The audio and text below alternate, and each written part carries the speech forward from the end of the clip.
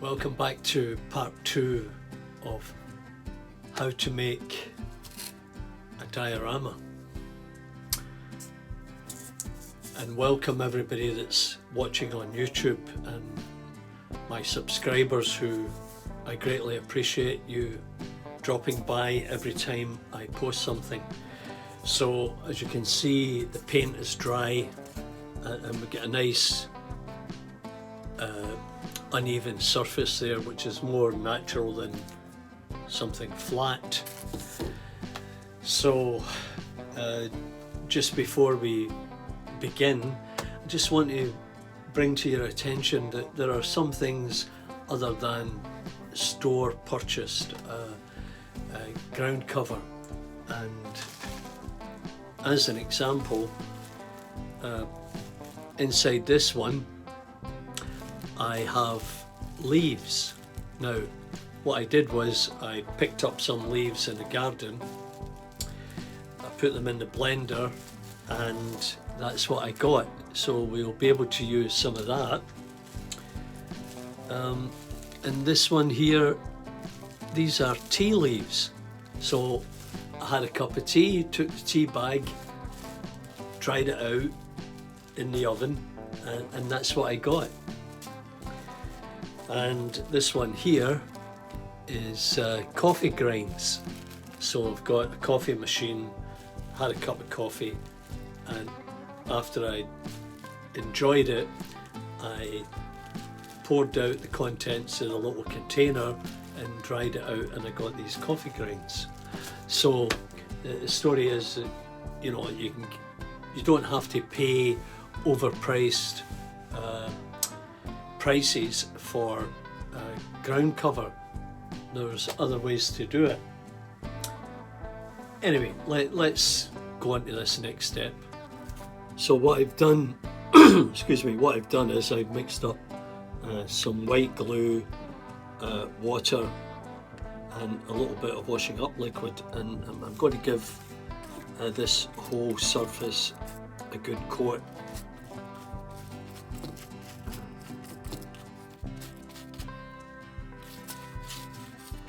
Now, I'm sure you've seen this before, so okay, so that's done. Now, you can use just about anything for ground cover, and to that end, I'm going to demonstrate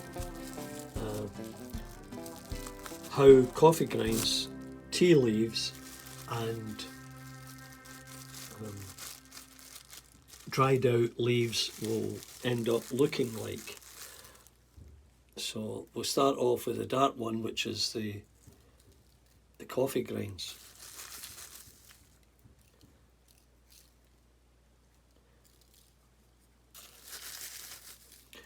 Put a little bit on either side here.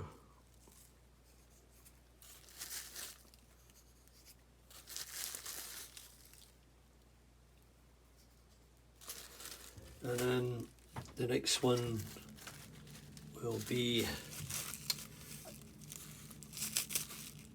the tea leaves. Or actually, yeah, these are the tea leaves.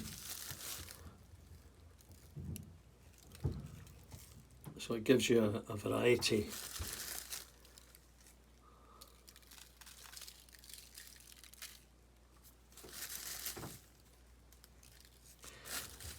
And then what we'll do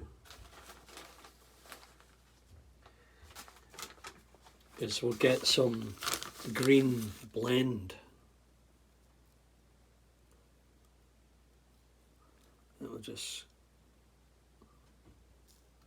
scatter it around, trying to get all along the edges.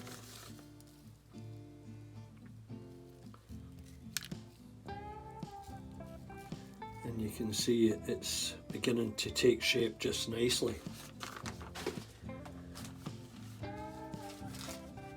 Now I'm going to scatter in some lighter, larger pieces of grass. I won't put too much on, just enough to give it a little bit of depth and colour.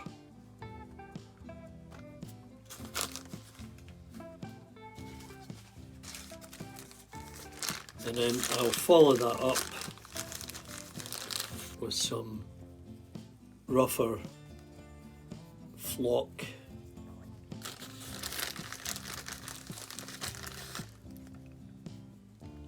Of a different shade.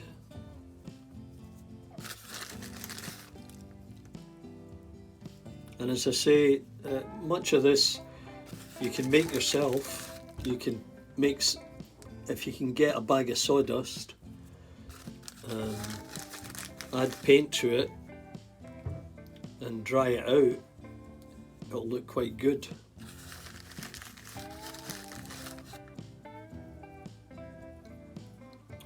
Okay, so for the moment that will do for the cover. Now we're going to at some point add in a tree, and here is what I use for my trees. Now you can see some of my trees around the layout here. Different shapes, different types, and these are easily made because I picked them up from the garden today and dried them out in the oven. And what I'll do is I'll end up taking some of the heads off, maybe breaking this off, gluing it here. The same with that one, to make it a larger, more natural tree, because as it stands it wouldn't look that great. But once again, you can get this from your garden, and I think that would look just great.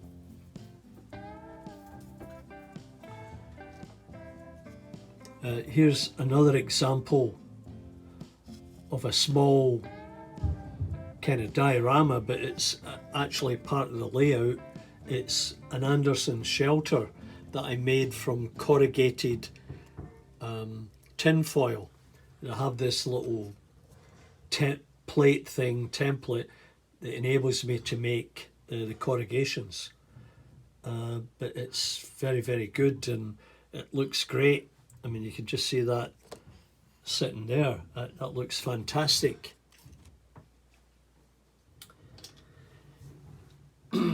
Anyway, I think that